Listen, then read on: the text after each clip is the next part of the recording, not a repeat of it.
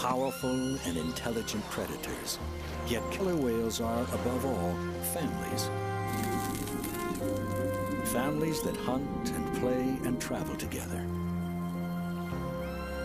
Take a look into the hidden lives of creatures that rule like lords over one of the richest ocean wilds on Earth.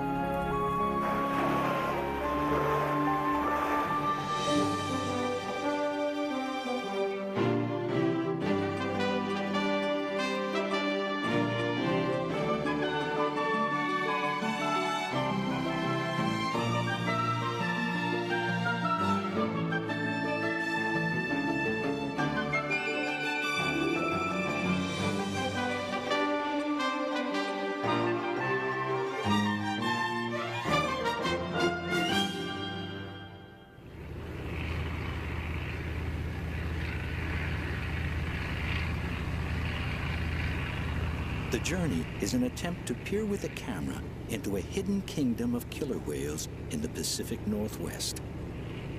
A longtime goal of diver and filmmaker Theodore Pitcairn. His destination is an area inhabited by about 300 killer whales in the straits between the British Columbia mainland and Vancouver Island.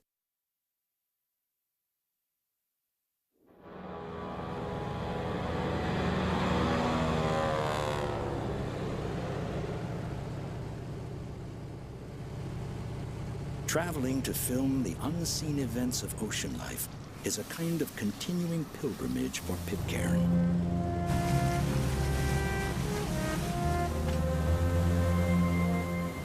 I've come to appreciate that every place in the ocean has its own enchanting qualities.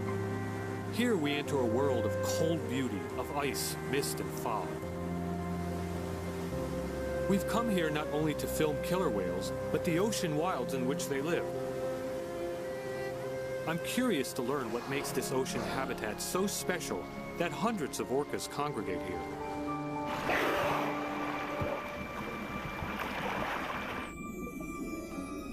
To humans, the ocean here is unbearably cold. I must protect myself from its sting by wearing a dry suit that seals out the frigid water. Sometimes I can see only a few feet away through the murk of plankton and other particles. Powerful currents often buffet me about. These cold water winds blow constantly through the kelp forest of the bottom, so that the realm of the killer whale seems like a place invented by animators who can make plants seem like a troupe of dancers.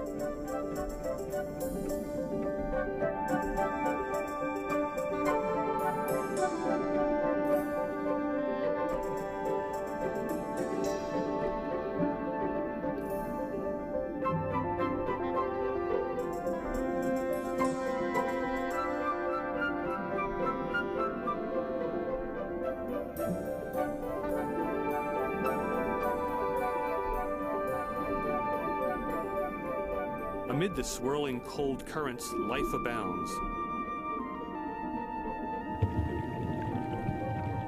Everywhere I point the camera, there is something looking back at me. Any shadowy corner can hold a surprise.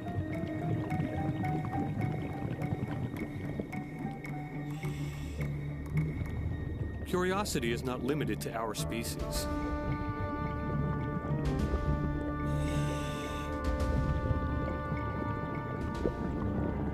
Sensing nothing either familiar or edible, the octopus puts up his guard. Which, for the most intelligent of all mollusks, means transforming its smooth body into a facade of menace.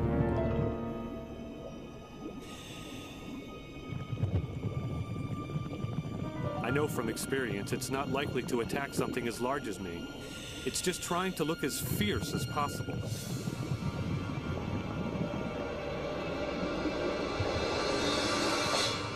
When I don't appear terrified, it's time to leave.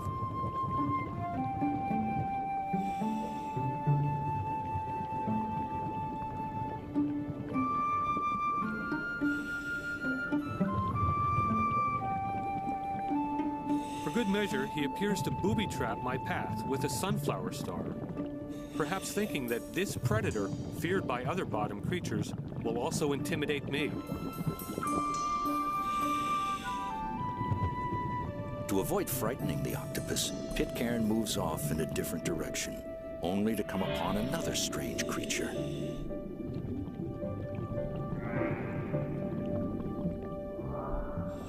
It looks like a snake with the head of an old man.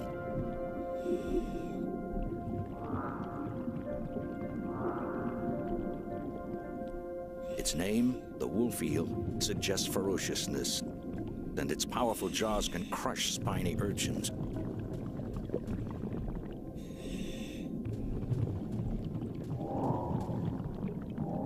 But like the octopus, it's not inclined to attack a human.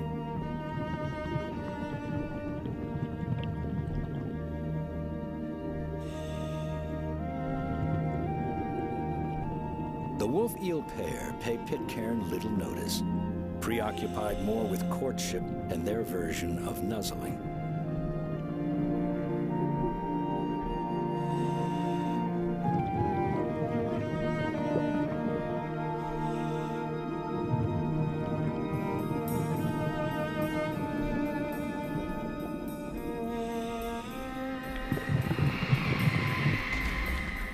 The dive is interrupted suddenly by a reminder that Pitcairn is in the home waters of killer whales, which are often heard before they're seen. Through the murk of the sea, they've detected my presence, and at first seemed curious. But one look and they're satisfied. They return to the middle of the strait and go on about their business. Maybe they just prefer their own company. They're almost always seen in groups and rarely linger near a diver like me, which makes it difficult to observe their daily lives. Maybe this group is moving from one good fishing area to the next. They're so skillful in hunting fish that they seem to have ample time simply to relax and to do very little at all.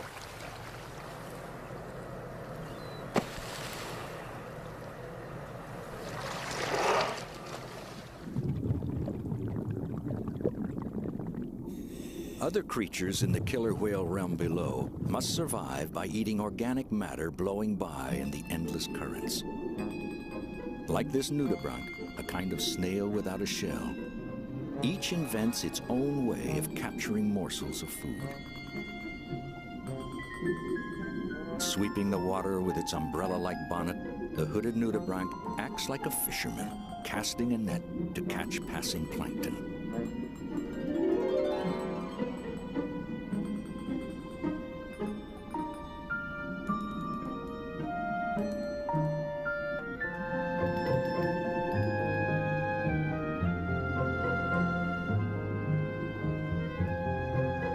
The sea pen simply stands in the current, allowing bits of food to lodge in its plume-like body.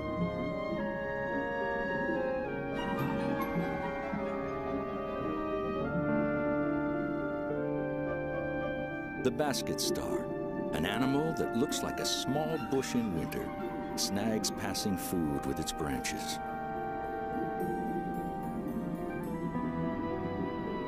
Barnacles scoop through the water with their feathery back legs and eat whatever they catch.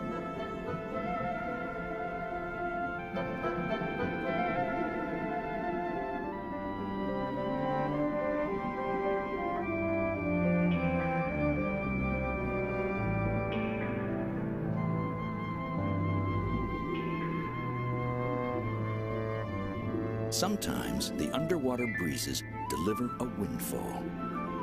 The jellyfish can rise and descend by pulsing, but its direction through the sea is determined mostly by the currents.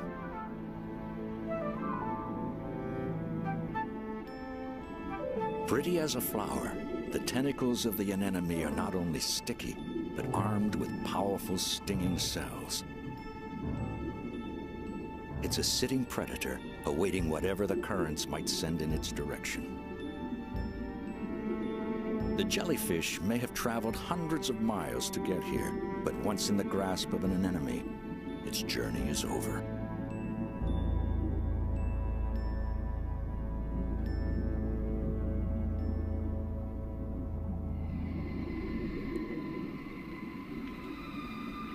Killer whales are not the only formidable creatures here, but through size and intelligence, they dominate this undersea world, as strikingly as humans do the land.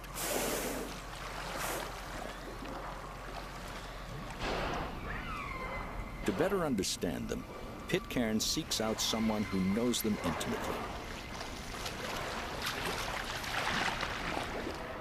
Biologist John Ford spends his entire professional life watching and pondering the culture of killer whales, or orcas. He has done so since the early 70s, like an anthropologist studying an ocean tribe. Few know them as well, or have made so many discoveries about their way of life. We left with whales last night around 5:30, way down at the east end of Craycroft Island. They very likely carried on, I guess. Day after day, he observes, records, photographs, accumulating over decades a catalog that identifies not only individual whales, but entire family trees.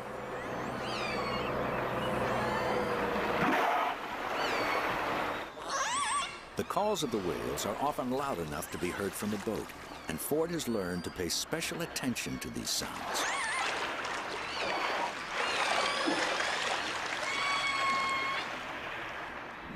Studying underwater recordings, Ford was among the first to recognize that killer whales communicate in dialects, distinctive to each family group or pod. An individual's family heritage can be determined from the unique calls it makes.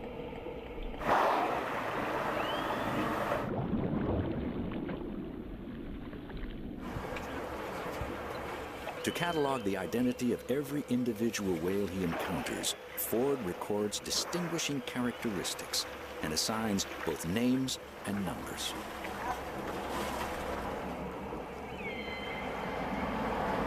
Day 37 and 46, they're two brothers, just swimming together, just relaxing with a belly full of chum salmon and enjoying themselves and enjoying this boat. You never know how close they want to get.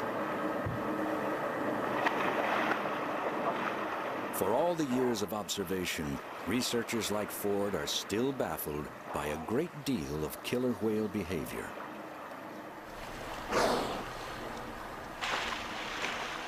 The whale that was flipper slapping and tail slapping and following us along there is A64 schooner, just a juvenile.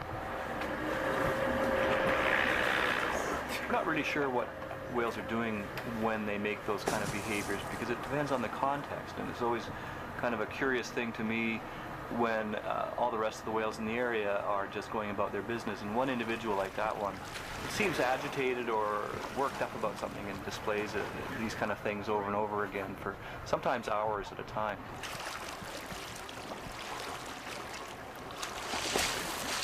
Because monitoring from a boat is limited by weather, Ford has installed a permanent sound monitoring system. Linked to a transmitter, it broadcasts continuously to his office. The world's first all-killer whale radio station. This is the live signal from the Robson Bight area coming down to the Vancouver Aquarium here by a high-quality digital line. So we're listening as if we were in our little boat with a hydrophone at Robson Bight, but instead we're down here 200 miles to the south, listening live. This is actually a catalog of the calls that the whales make, so we can match up the patterns this way. So when it goes like that, that is an N4 call. Young animals that are born into the pod learn those unique family dialects. Their vocal dialects represent kind of a family acoustic badge that identify the pod and and help to keep the integrity and the identity of the pod together.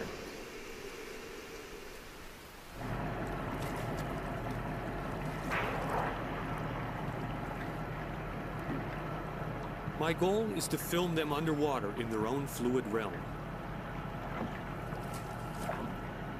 To try to convey how the world looks and feels to them.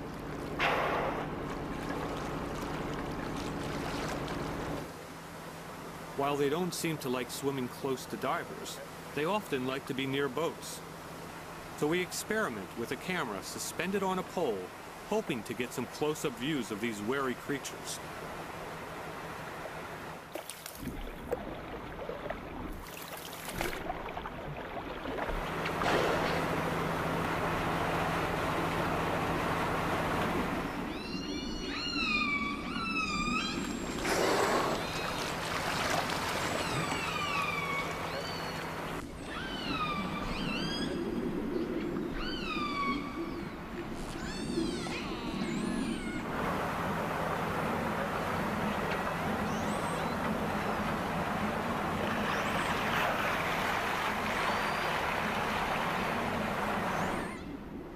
We get a few tantalizing glimpses through the murk, but not everything we hoped for.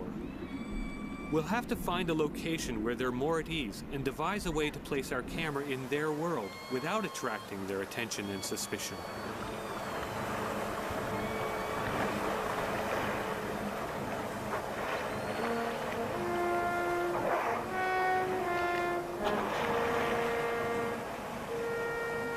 As the camera team deliberates over how best to film killer whales, an immense change is underway in the kingdom the whales rule beneath the surface.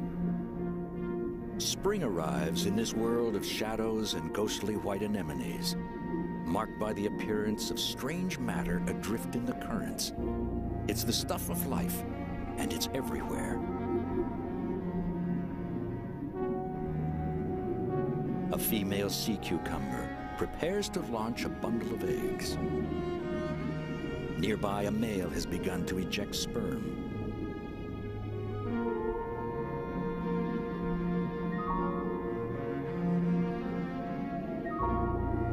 Conception among most bottom dwellers occurs not through intimacy with a mate, but by blindly discharging the elements of new life into the passing currents. The drifting eggs or sperm of each individual will mix with other reproductive cells in a moment of fertilization. The ocean itself is the womb.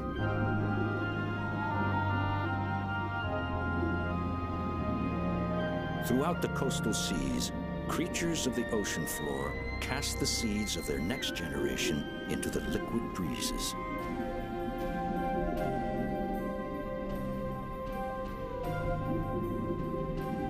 Turning the ocean into a soup of reproductive matter.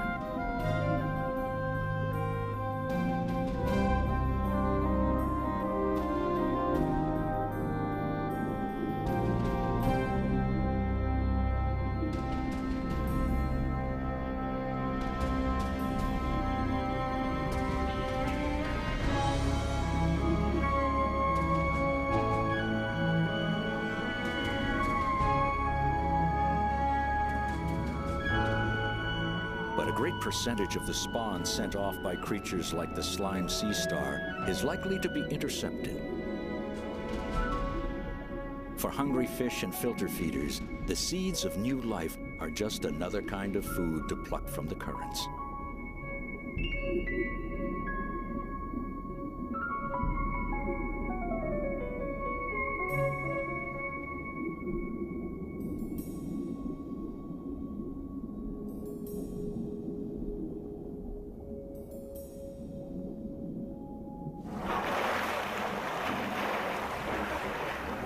Though killer whales are mostly just observers, their world explodes each March with a rush of predators. Dolphins, harbor seals, seabirds, and sea lions, all attracted to a massive spawning event that overshadows those of the bottom dwellers. Tens of millions of herring stream from the open Pacific toward the British Columbia shoreline to spawn. To get there, they must make it through a gauntlet of carnivores.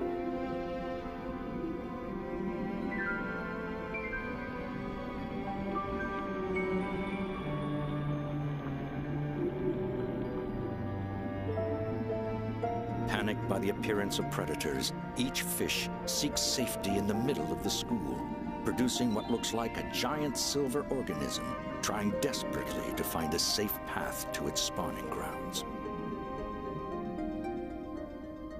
I encounter so many things in the sea that could not occur on land. In the dense embrace of water, 1,000 weightless creatures whirl and dart side by side, like an artwork come to life. I drift beneath it mesmerized. The local people call it simply a fishbowl, belying the elegant symmetry and beauty of what I see down here.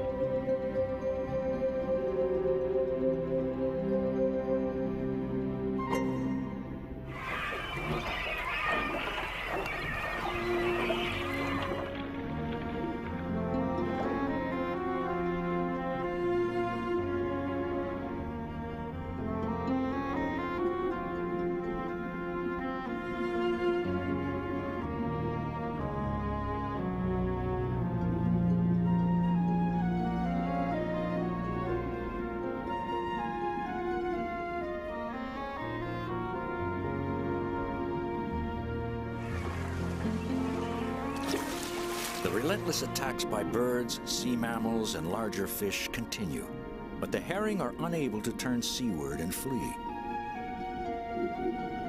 Programmed by their genes to spawn, they have no alternative but to push onward to the shallows. The assault from above escalates. In these shallow waters, there's no place to hide. Gulls wait at the surface. Murres and cormorants dive deep enough to strike from the sides and below.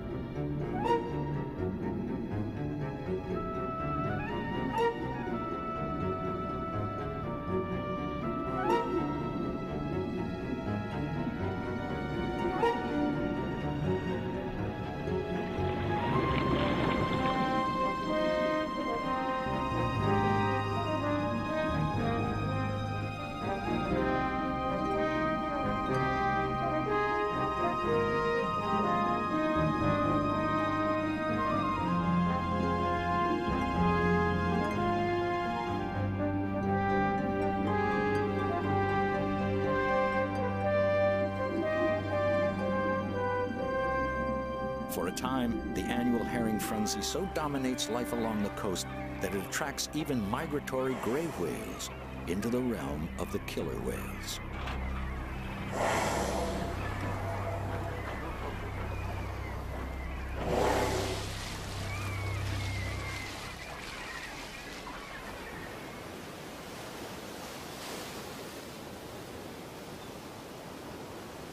Among the patches of sea foam fringing the shore, another kind of white phenomenon appears, signaling that throngs of male herrings have begun to disperse their sperm into the sea. In places, the shallows turn milk white.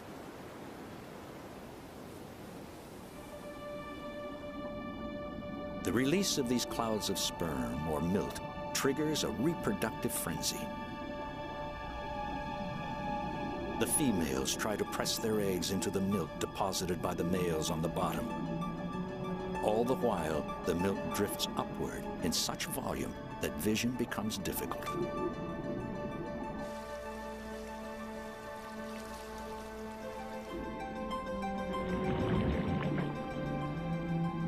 A single female can produce 25,000 eggs. The result is an undersea blizzard of almost incomprehensible proportions. Sticky white herring eggs encrust virtually every surface of the shallows, from eelgrass and rocks to crab shells. Nearly all of the eggs will be lost to predators and the whims of the sea. But if only 1 in every 5,000 produces an adult, the herring population will be sustained. For gulls, the appearance of herring means a season of plenty. Each receding tide uncovers a feast of eggs. There is such a profusion of nourishment that the gray whales come all the way into the shallows to partake.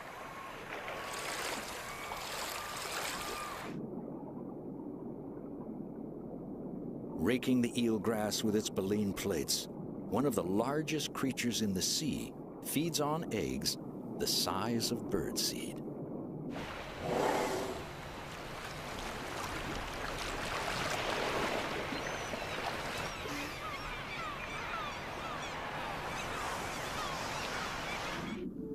Though most of the herring return to deeper waters, some die of wounds or stress.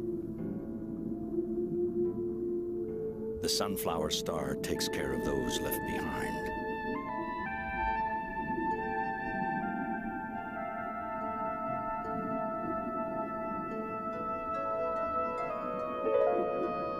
Oddities appear underwater during the herring spawning. A hemlock tree seems to grow from the bottom of the sea. Observing the annual herring feast over centuries, native peoples sought ways of exploiting it for human food. They discovered that spawning herring were attracted to hemlock for some reason.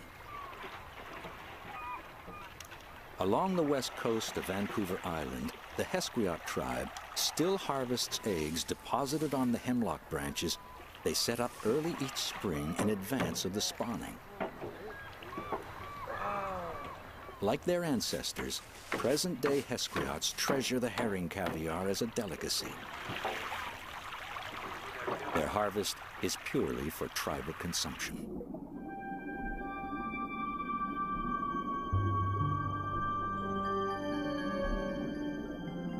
But a taste for herring eggs is not limited to native people here. In another cove, spawning herring pass among kelp fronds strung artificially on lines. The Ahusat and Toquat peoples of Vancouver Island have modified their traditional herring harvests to take advantage of the great demand for herring eggs elsewhere. In Japan, herring roe is a delicacy that commands high prices. The tribes, and some non-native fishermen as well, catch schools of herring using fishing nets, then transfer them into netted enclosures where they spawn on the kelp fronds.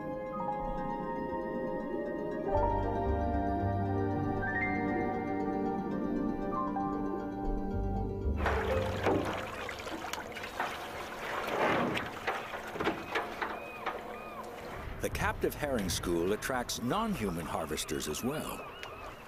River otters descend from nearby streams to fill their bellies with herring.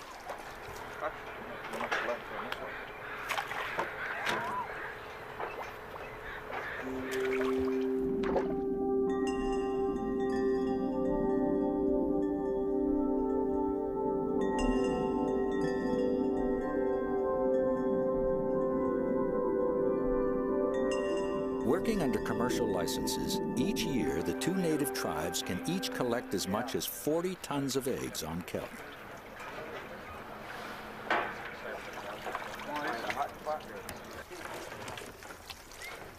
What is merely food for otters is big business for humans. Such commercial harvests can be worth millions of dollars.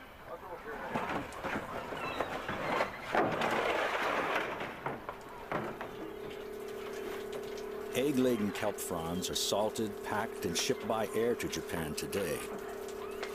Though the industry arose in the 1970s, such trading actually began a century ago, when Japanese entrepreneurs obtained herring eggs from tribes farther north along the coast and sailed with them all the way across the Pacific. Yet the commercialism is mixed with an ancient respect for the cycles of nature. When the harvest ends, the nets walling the enclosure are opened, permitting the herring to escape, in the hope they will return and spawn again next spring. Though killer whales nibble at the spawning schools, herring make up less than 5% of their diet. They are awaiting a spawning event still to come that will bring their favorite prey into these waters.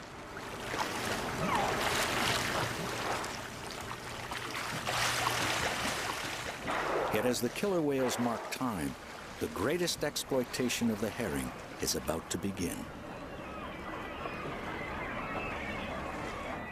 It dwarfs the hunting by ocean animals and the harvesting by natives.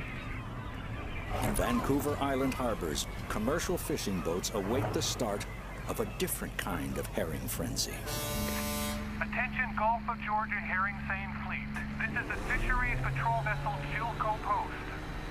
The herring seine fishery will commence immediately.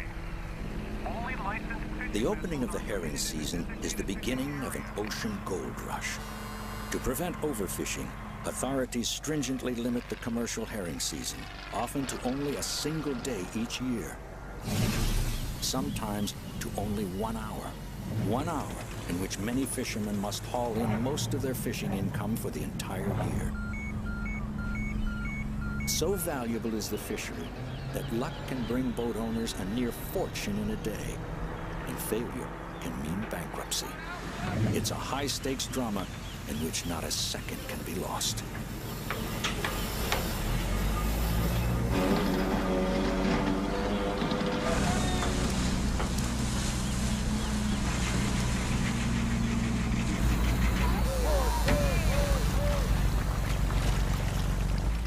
After racing to find a school using sonar, they must quickly encircle it with a seine net. Then draw the net tight, often catching more than herring.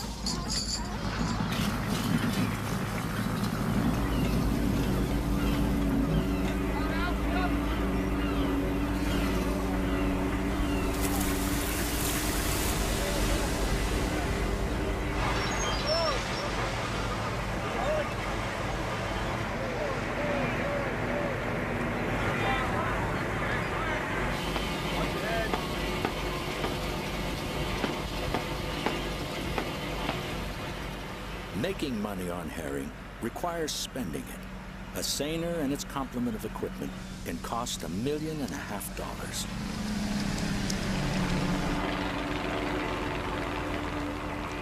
But depending on luck and skill, in their brief window of opportunity, they may pull in anywhere from 20 to 200 tons of herring. The only market is Japan, and prices fluctuate with the Japanese economy. There have been years when a catch of a single boat brought in $250,000.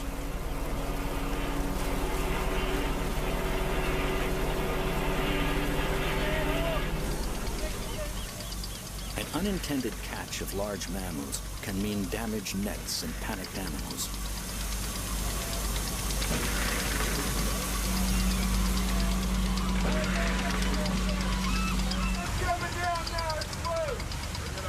The fishermen give the sea lions every opportunity to escape. And one by one, they all do.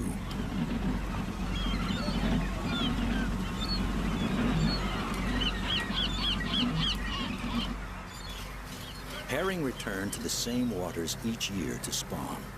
If too many are caught, those waters will be barren in future years.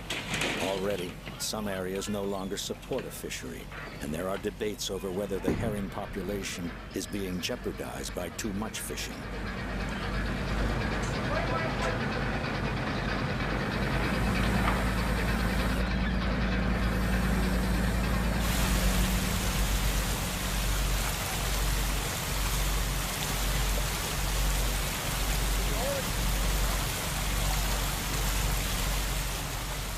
So intense is the rush to haul in fish captains can imperil both their boats and crews by overloading.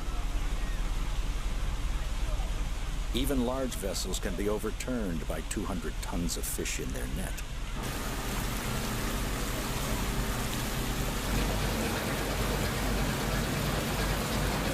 The catch of herring for their eggs is one of the main drivers of British Columbia's fishing economy. But unlike the harvests by marine animals and native tribes, no herring survive to return to the sea. The eggs will be taken from dead females for sale to Japan. The tons of remaining herring carcasses will be sold not as human food, but for the most part as fertilizer.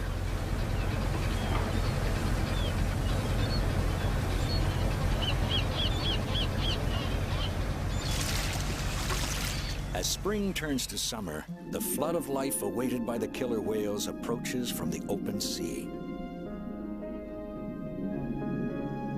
Salmon by the millions in wave after wave.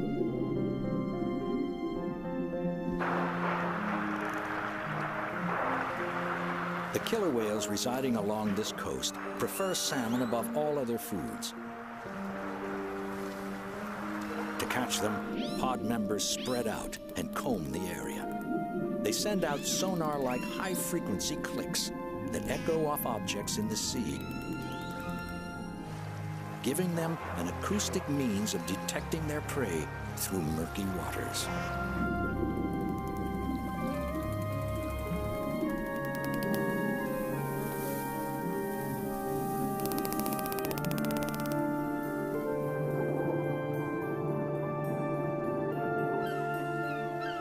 Through summer and into fall, those salmon that survive seek out their natal streams and begin a difficult journey against currents and rapids.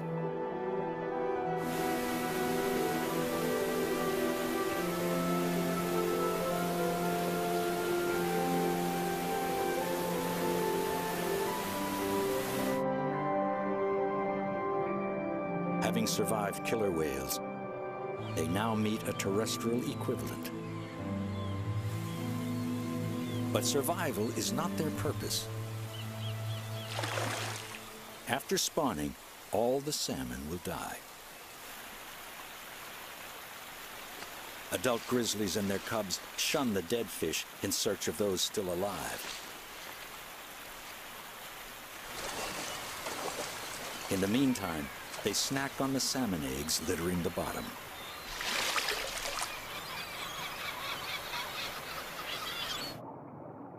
When more salmon arrive, the bears feast relentlessly. Grizzlies face a deadline as fall approaches. To survive the long sleep of winter, they must pack on as much fat as possible.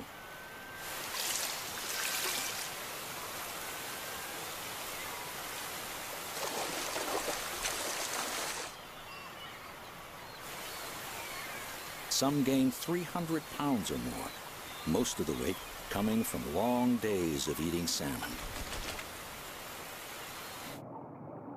It can be both filling and exhausting.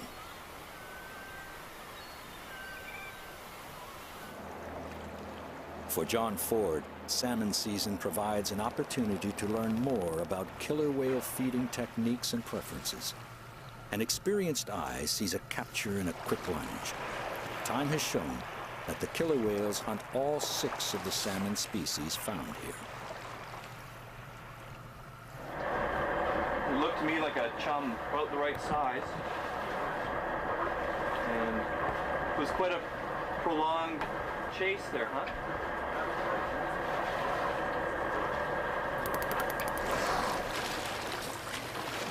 We saw him take a chum salmon, very likely. There's a big run of chum salmon coming through the strait today, and we managed to get a scale sample from that kill. Oh, this bit of silver, yeah. Sometimes you get little bits of pigmented.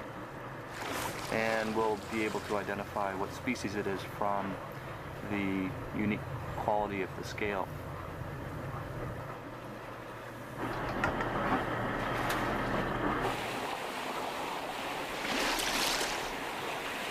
As if from nowhere, a pack of white-sided dolphins appears, interrupting the killer whale hunt.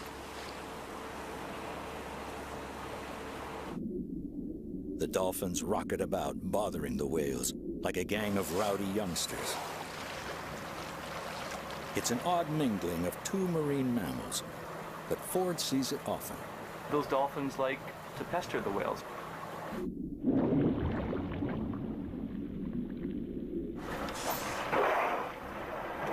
And we see them doing it to humpback whales as well, where they will chase them around and smack them with their tails and just generally be kind of pesky for whatever reason.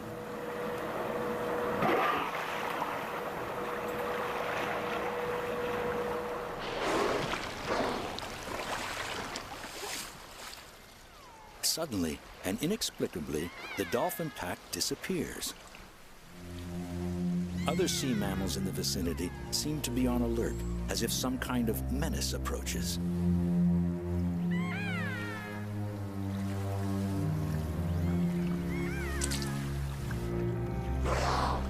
The menace is real. A pack of aggressive killer whales passes through, driving harbor seals ashore. More nomadic than the resident whales of the region and traveling in smaller families, these transients also prefer the meat of sea lions and dolphins to fish. Distinguished by tall, pointed dorsal fins, these mammal eaters don't seem to mingle with their fish-eating cousins.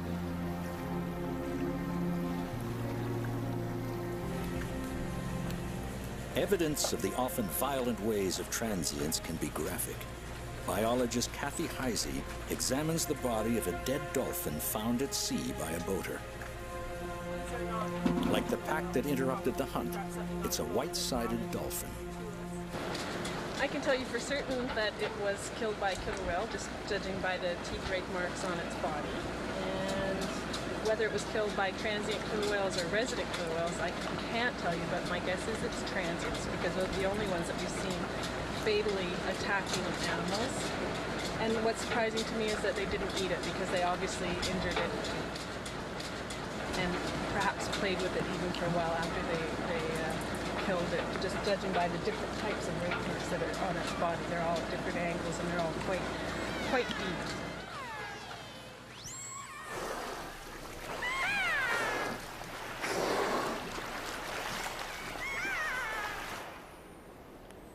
Until the early 1970s, the realm of killer whales in British Columbia lay mostly beyond the interests of humanity. But the curiosity of scientists and filmmakers has since fueled a popular fascination with these intelligent creatures. People come from around the world hoping to catch a glimpse of wild orcas. Identification catalogs enable them to learn the name and family history of the creatures they watch. Some learn for the first time that the swimmers before them are traveling families whose social relationships are among the most complex of any mammals on Earth. A family like this is led by a mother, and all of her young will remain with her as long as she lives.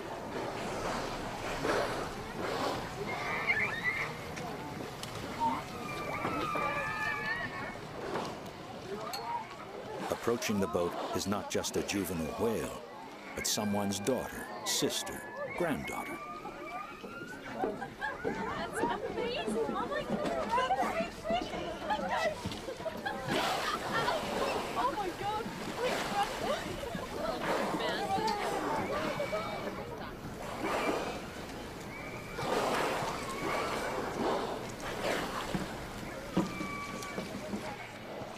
But no matter how close observers get, they see only that tiny fraction of a killer whale's existence that takes place in our world of air.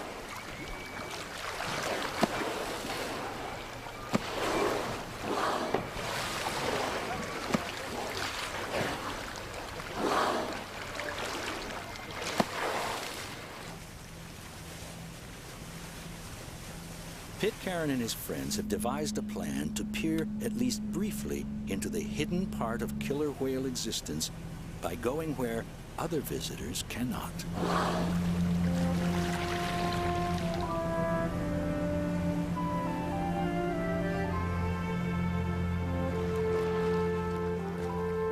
In these undisturbed waters, we come upon a family bound somewhere through the morning mist and cold. For a moment, they don't seem like mighty predators. Just a family on a lonely journey.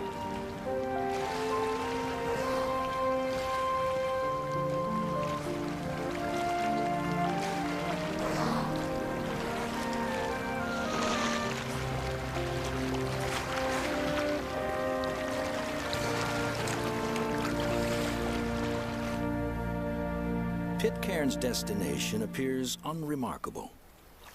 A beach covered by a bed of smooth pebbles that extends out into the shallows. But in fact, it's a special place where killer whales may let down their guard. In hopes of capturing a few moments of killer whale behavior here, the team arrives with an arsenal of equipment. Yeah, right.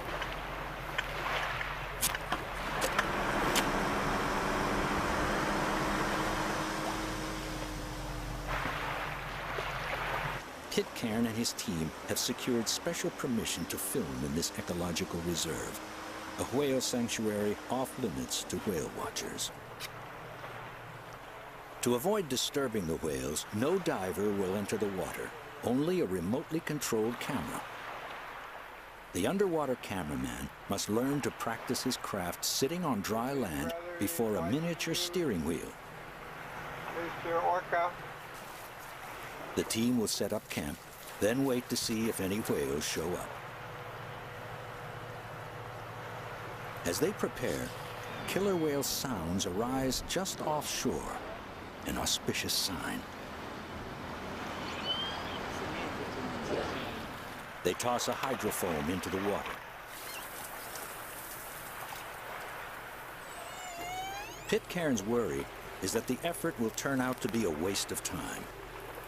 This is his second attempt. The previous year, the team waited 3 weeks and no whales ever showed up.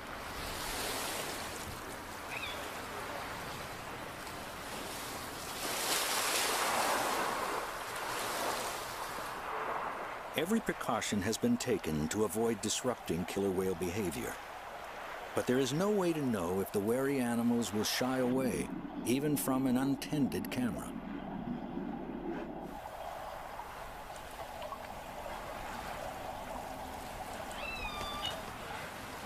The wait begins.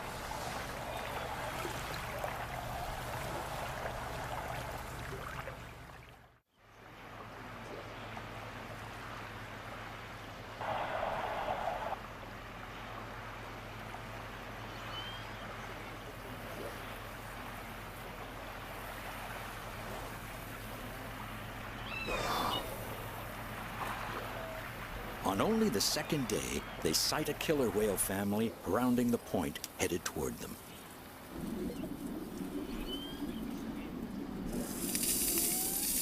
The underwater microphones pick up the raspy sound of a whale scraping against the bottom. The area is called a rubbing beach because killer whales frequently seek it out to rub their bodies against the bed of pebbles. No one is sure why. Their markings show them to be a family well known to scientists in the area. A 52-year-old matriarch named Stripe, her 3 children, and a grandson. The tallest fin belongs to her 28-year-old son, Okisolo, the most enthusiastic among them when it comes to rubbing.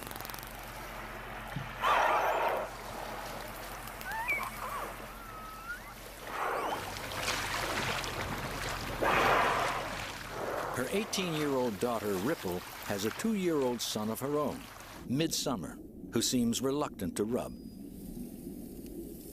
but follows his mother when she makes a pass across the bottom.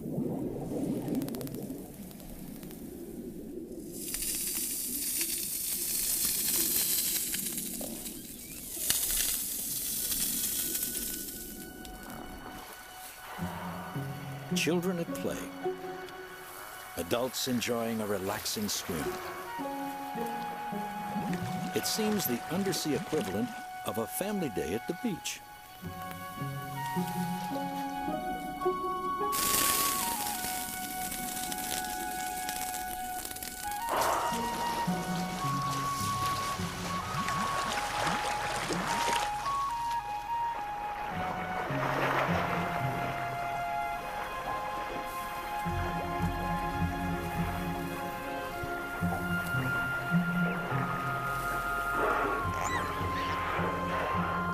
Though Stripe also rubs occasionally, the matriarch stays close to her grandson and youngest son, 7-year-old Fife. Stripe knows how quickly tragedy can strike. Over the years, she has lost 3 of her young.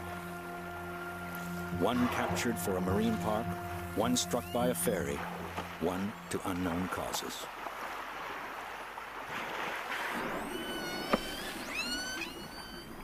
Little Midsummer continues to frolic off the beach, but he won't dare descend to rub the bottom.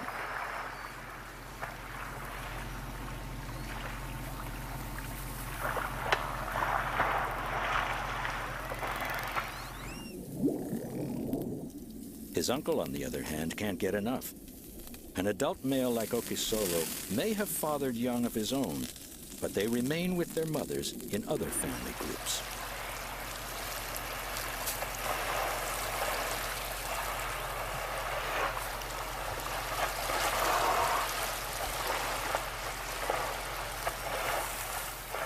Okisolo will not leave his own mother all of her life.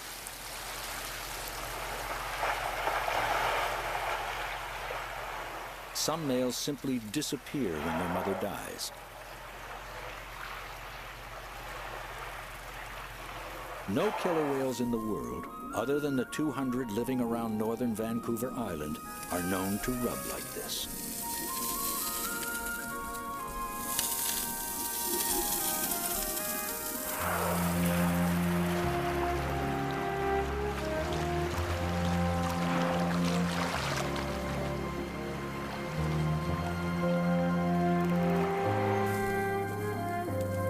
We are as puzzled as other observers.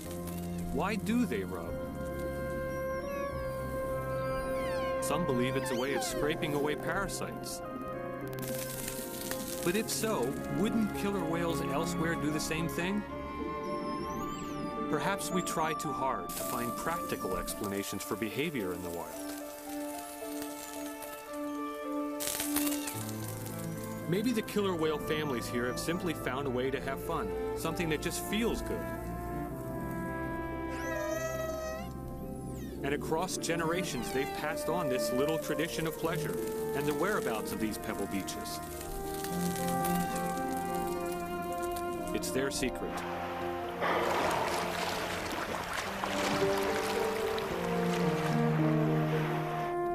And we're peeking into the place in their world where they can escape the labors of daily survival for an occasional hour of amusement.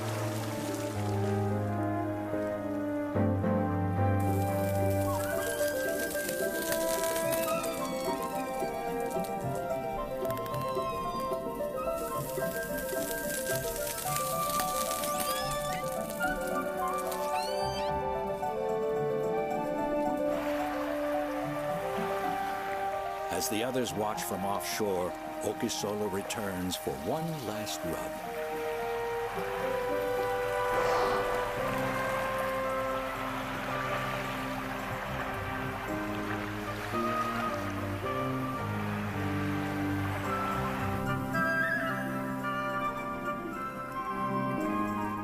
Perhaps inspired by his uncle, little Midsummer finally descends for his first pass over the pebbles, rubbing and blowing bubbles at the same time.